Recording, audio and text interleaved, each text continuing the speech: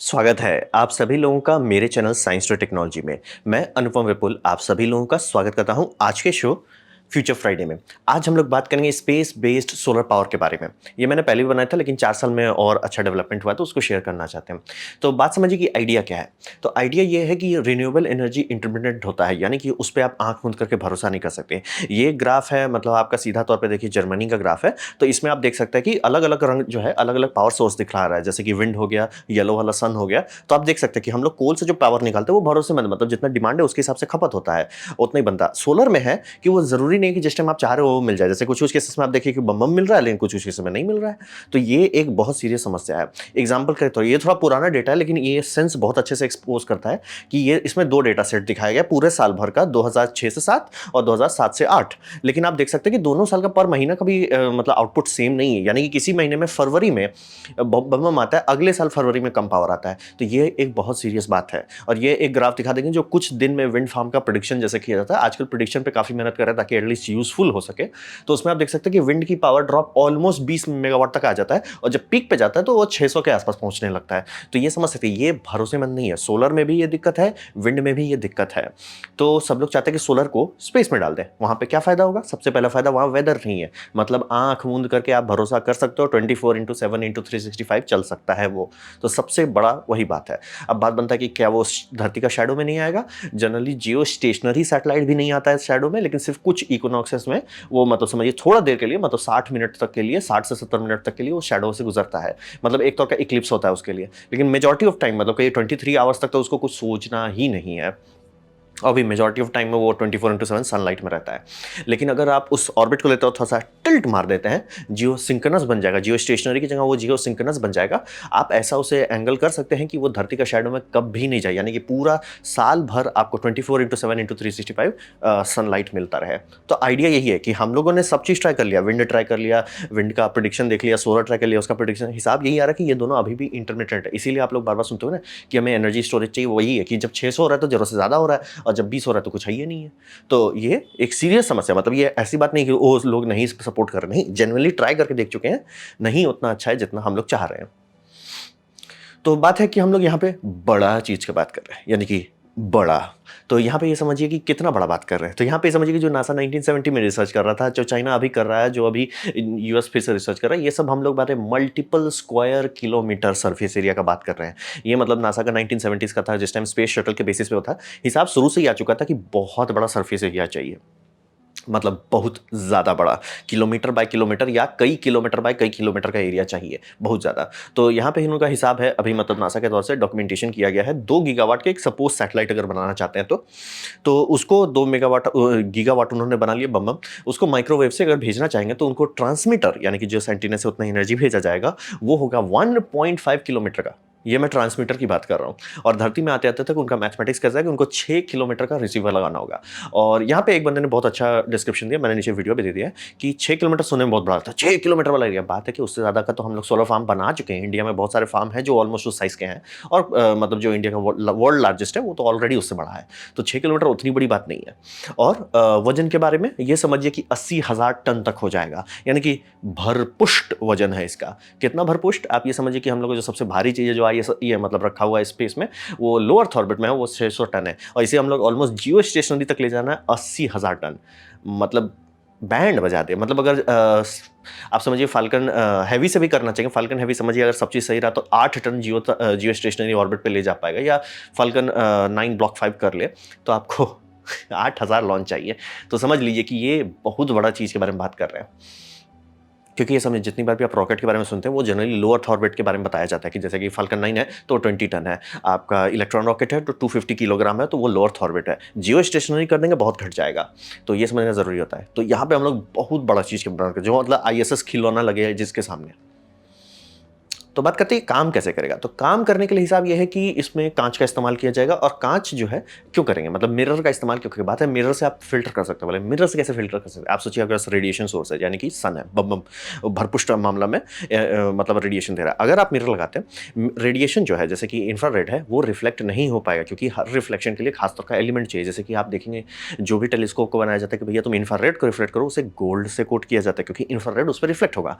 जिसको visible spectrum में करना है उसे सिल्वर से कोट कोट किया जाता है या एल्यूमिनियम से कोट किया, क्योंकि वो ऑप्टिकल स्पेक्ट्रम अच्छे से रिफ्लेक्ट करता है। तो अगर रेडिएशन आ रहा है वो आर पार चले, जैसे गामा रेज हो गया, अल्ट्रावायलेट, वो सीधे आर पार चला जाएगा और सिर्फ विजिबल लाएगा। तो मतलब एक तौर का फिल्टर करता है। अगर यहाँ पे आपका कुछ रखा है तो उसको पूरा रेडिएशन नहीं झेलना पड़ेगा। तो मिरर का ये फायदा होता है। इसीलिए अगर आप नासा का कोई भी कॉन्सेप्ट देखेंगे जो वो मार्स पे हैबिटेट्स बना रहे हैं, उसमें कोई भी खिड़की नहीं बनाते हैं वो लोग जनरली। उसमें लाइट पाइप का इस्तेमाल करके लाइट अंदर डालते हैं, क्योंकि अगर डायरेक्ट डालेंगे रेडिएशन आ जाएगा। कुछ कुछ डोर रख सकते हैं जैसे एयरलॉक के पास, ताकि आपको दिख सके, तो वो अलग बात होता है। लेकिन जनरली लाइट लाने के लिए मेनली वो लाइट पाइप पेरिस्कोप का इस्तेमाल करेंगे, क्योंकि रेडिएशन अंदर आ सकता है। तो मिरर का वही फायदा उठाएंगे कि वो सिर्फ कुछ ही चीज रिफ्लेक्ट कर सकता है, सिर्फ विजिबल स्पेक्ट्रम पे फोकस करेंगे और आईआर रिजेक्ट हो जाएगा। तो पहला तो वहीं हीटिंग कम हो जाएगा।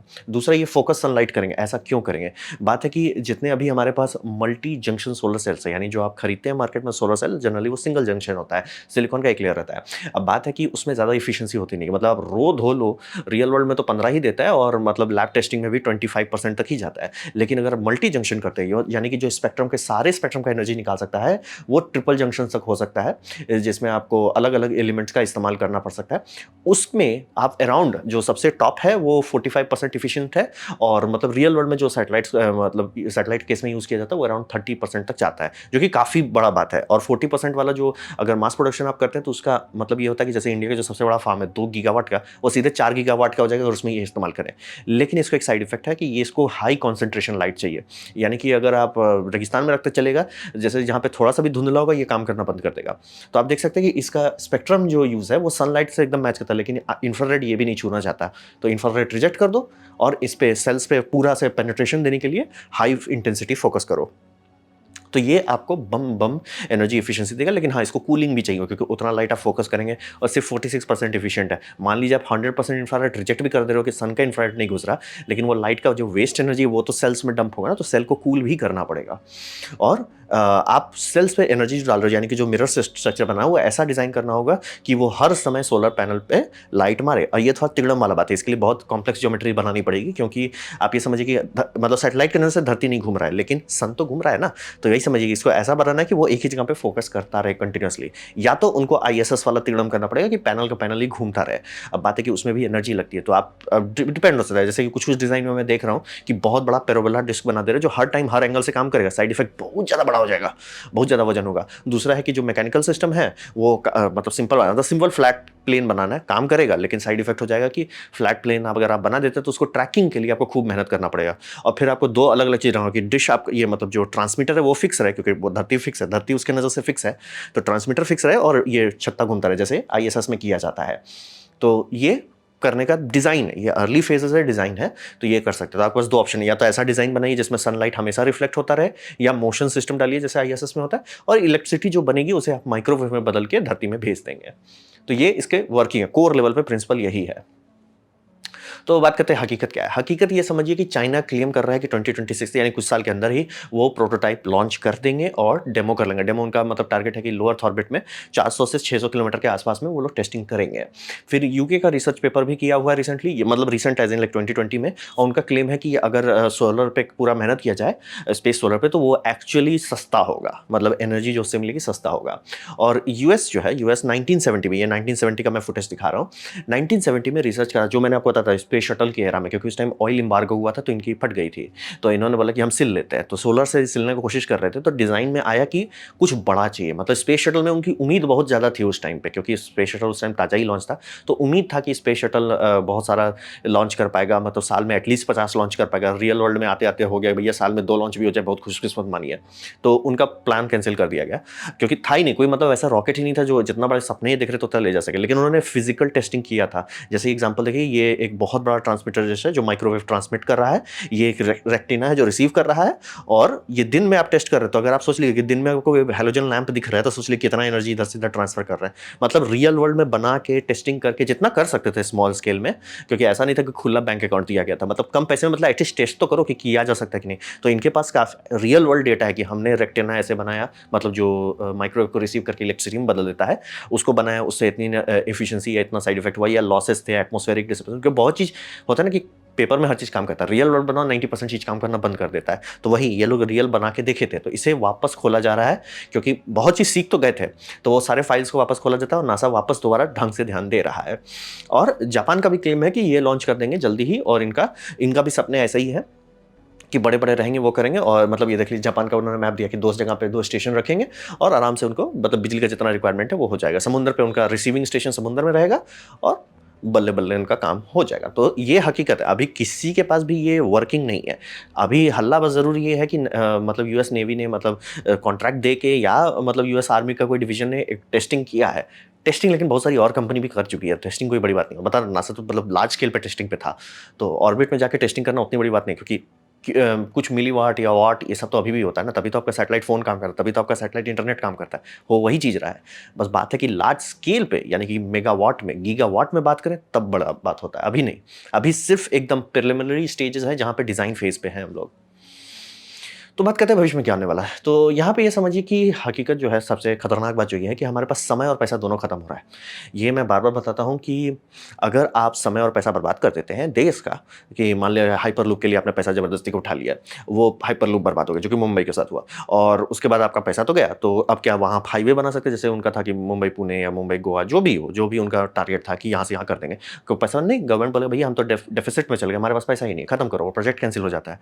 तो ये समझना ज़रूरी है कि समय तो गया, पैसा भी गया और दोनों में से कोई चीज़ वापस नहीं आता। तो हमें बहुत सावधानी से आने वाले कदम को लेना है क्योंकि अगर घोटाला कर दिया, जो चीज़ मिटा देंगे वो वापस आएगा नहीं। और यहाँ पे समझिए कि इसमें लोग कुछ ज़्यादा एक्साइटेड है, कुछ ज़्यादा ही। मतलब यहाँ पे मैं बात कर रहा हूँ चाइना का, यूएसए का, यूके का, जापान का, ये लोग मतलब बम बम मात्रा में पैसा डालने को तैयार हो रहे हैं। तो लेकिन हकीकत में आते हैं कि मतलब एक होता है रिसर्च पेपर, एक होता है कि भाई ज़मीन पे। तो ज़मीन में बात यह है कि अभी दुनिया में कोई रॉकेट है ही नहीं जो इतना वजन कैरी कर सकता है। फाल्कन 9 बोले ना 8000 लॉन्च लग जाएगा। वो भी अस्यूम कर रहे हो कि एक भी लॉन्च बूम ना हो, जो कि नहीं होने वाला। कुछ ना कुछ एक्सीडेंट होगा या ऑर्बिट में ही कुछ ना कुछ फेलियर होगा, कोई पार्ट फॉल्टी निकल जाएगा, होता रहता है। तो आपको ऑब्वियसली उससे ज़्यादा बफर बनाना है। तो वो सिर्फ ये है स्टारशिप, और ये अभी तक ऑर्बिट नहीं पहुंचा है। जिस टाइम मैं वीडियो बना रहा हूँ उस टाइम तो नहीं पहुंचा, हो सकता है आप कुछ महीने बाद देखो तो पहुंच गया हो। लेकिन बात ये समझिए इसको भी फाइनलाइज होने में अभी 2022 चल रहा है, 2026 तक ये फाइनलाइज होगा कि हाँ फुल्ली रिलायबल वर्किंग है। क्योंकि देखिए फाल्कन 9 बन बहुत पहले गया था, लेकिन उतना रिलायबल होना कि हर बार वो लैंड कर सके, हर बार उसका सटीक यूज हो सके, एकदम सब चीज़ बढ़िया से चले, उसमें बहुत टाइम लगा। इसके साथ भी वही हुआ कि अभी जो बना रहे हैं वो समझ लिए मार्क 1 है, मार्क 2 में और गलती सॉल्व करेंगे, मार्क 3 में और गलती सॉल्व करेंगे, तब जाके मतलब समझिए मार्क 4 5 तक में हाँ जैसे कि इनका एम है कि हर दिन एक लॉन्च कर सकें 50 टन के आसपास। और 50 टन में बहुत नीचे कर दे रहा हूँ कारण ये क्लेम तो इन लोग 150 से स्टार्ट किए थे, वो घटते घटते 100 हो गया, फिर घटते घटते 80 हो गया। तो मैं 50 मान के चल रहा हूँ कि भैया 50 से नीचे आया तो ये भी यूजलेस हो जाएगा 50।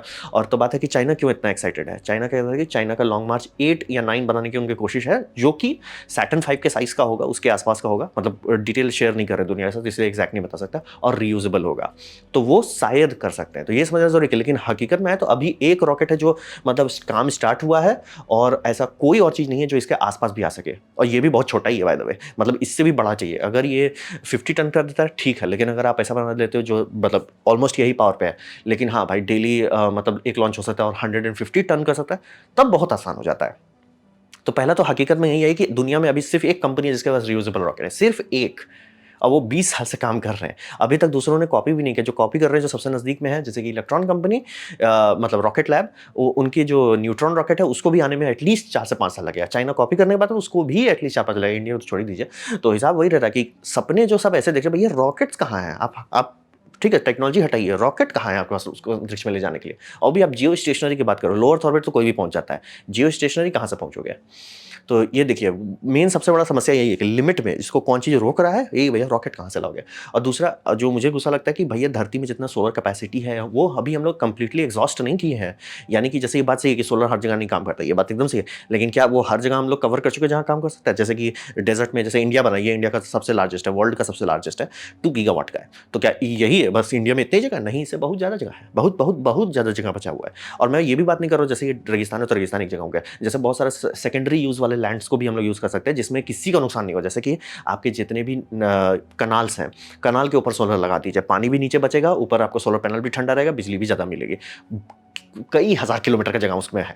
फिर आप बात करते हो डैम्स के पीछे जो रिजर्वायर है वो भी कई स्क्वायर किलोमीटर का होता है, उसको कवर कर दीजिए। पार्किंग स्पॉट्स भर के पड़े हुए हैं, स्कूल्स भर के पड़े हुए, वो सबको कवर कीजिए। मैं तो बात भी नहीं कर रहा हूँ आप जमीन खपत करो जिसमें कोई कुछ करना चाहता है, फार्मिंग लैंड को मैं एकदम नहीं छूना चाहता, लेकिन उसके बाद भी इतना जगह बचा पड़ा है कि, और सोलर के बारे में एक ही चीज़ है कि इसका मैथमेटिकली अगर आप निकालते हो हिसाब, ये एक्चुअली कवर कर सकता है दुनिया का पावर रिक्वायरमेंट। तो इसके पास यही बेनिफिट है कि हम लोग जब इसको पूरा खत्म ही नहीं किए, आसमान में आप क्यों जा रहे हो, पहले इसको तो खत्म कर लो। ये भी 2 गीगावाट का है, जहाँ नासा जो डिजाइन करा वो भी 2 गीगावाट, बट ये बन चुका है, चालू हो चुका है। आप बोलोगे कि ये तो 2 गीगावाट, जैसे मान लीजिए दिन में 6 घंटा तक, ठीक है, 3-4 ठो और बना ली, तब भी आपका बिल कम ही आएगा कंपेयर टू जो वो ट्राई कर रहे हैं। तो ये समझना बहुत जरूरी है। इसीलिए मुझे थोड़ा ये सब स्पेस थोड़ा अजीब लगता है कि भैया सोलर का जितना फुल हॉर्स पावर है वो तो आप निकाले नहीं, अंतरिक्ष में आप कूद रहे हो क्यों? जैसे कि हर घर के ऊपर अगर सोलर रूफटॉप लगने लगे, देखते देखते देश का बिजली का रिक्वायरमेंट कम होने लगेगा, देखते देखते। तो ये बहुत सीरियस बात है कि मुझे थोड़ा और लगता है कि इतना ज़्यादा अब ढप्पा कूदना, इस सब के पीछे क्यों भाग रहे हो? और एक बात ये समझिए कि मुझे थोड़ा सा डरावना चीज़ जो लग रहा है, वो डरावना चीज़ है कि आज सबको फ्यूजन से भरोसा उठ गया है क्या? क्योंकि चाइना फ्यूजन पे बहुत खर्च करता है, यूएसए बम बम खर्च करता है, यूके भी खर्च कर रहा है, जापान भी कर रहा है। तो ये सब लोग क्या फ्यूजन पे हो गया कि नहीं भैया? मतलब क्या इनको अंदर से कोई इंजीनियर आके बताया, देखिए सर फ्यूजन आप करने का कर लो, लेकिन वो काम नहीं करेगा। तो हमको लग रहा है कि कोई बताए, क्योंकि ये सब प्रोजेक्ट्स का सोचना भी, उसके लिए पेपर वर्क भी बनाना, रियल वर्ल्ड में उसके लिए मतलब फंड्स एलोकेट करना बड़ी बड़ी बात हो रही है। और बोला देश में टाइम और पैसा दोनों लिमिटेड होता है, तो इस तरह से ऐसा करना, मुझे लग रहा है कि फ्यूजन से सबका भरोसा उठ गया है। क्योंकि फ्यूजन अगर हो जाता है तो हाँ, समस्या सॉल्व हो जाएगी, लेकिन फ्यूजन के बारे में बस वही है, ब्रेक इवन हो नहीं रहा है, और जो हो भी रहा है वो 1.6 है, जबकि ब्रेक इवन फैक्टर चाहिए आपको अराउंड 2 to 300, और तब जाके वो किसी तरह एक गया गुजरा सोलर फार्म जैसा काम करेगा, बस 24/7 चलेगा। तो और इतना बिलियन खा लेगा कि उसका उधारी भरते भरते लुट जाइएगा। तो हिसाब वही है कि हमको लग रहा है कि सारे देश लोग जो है, मतलब अंदर से वो पढ़ाई लिखाई करके समझ लिए, देखो भैया करते हैं फ्यूजन, क्या पता 100 साल में वो सक्सेसफुल हो जाए, करते रहो उसको, लेकिन अब प्यार से मतलब ऑप्शन निकालो, क्योंकि इतने बड़े बड़े पैरेलल प्रोजेक्ट्स नहीं चलाए जा सकते। मतलब कोशिश कर सकते हो, चलेगा नहीं। तो वही देखिए, आने वाला टाइम ही थोड़ा तिगड़म वाला होने वाला है, क्योंकि अभी एक रॉकेट तो बना नहीं है और सब ऐसे उड़ रहे हैं कि जैसे आज ही कर देंगे। तो थोड़ा सा देखिए, और अभी हमको वही गुस्सा लगता है कि सोलर का जितना पोटेंशियल है वो तो हम लोग पूरा एक्सप्लॉइट किए नहीं है, और आप सीधे अंतरिक्ष में कूद रहे हो। तो देखिए आने वाले टाइम में क्या होता है। तो ये था मेरा presentation solar power from space के बारे में। उम्मीद करता हूँ आपको अच्छा लगा, कुछ सीखने मिला हो, कुछ समझ में आओ। अगर ऐसा है लाइक कर दें, दोस्तों शेयर कर दें, उससे मेरा काफ़ी भला होगा। नहीं अच्छा लगा, नहीं पसंद आया, कोई बात नहीं, आप डिसलाइक दबा सकते हैं। मैं कहूँगा डिसलाइक 2 बार दबाएं, उससे मुझे पता चलेगा कितना नापसंद हुआ है। मैं आपसे कहूँगा कि कमेंट लिखें, मैं हर कमेंट को पढ़ने की कोशिश करता हूँ। आपसे कहूँगा सब्सक्राइब कीजिए, बेल दबाइए अगर आप फ्री हैं तो। आपने मेरा वीडियो दिखा, ज्वाइन की मुझे बहुत खुशी हुई। धन्यवाद।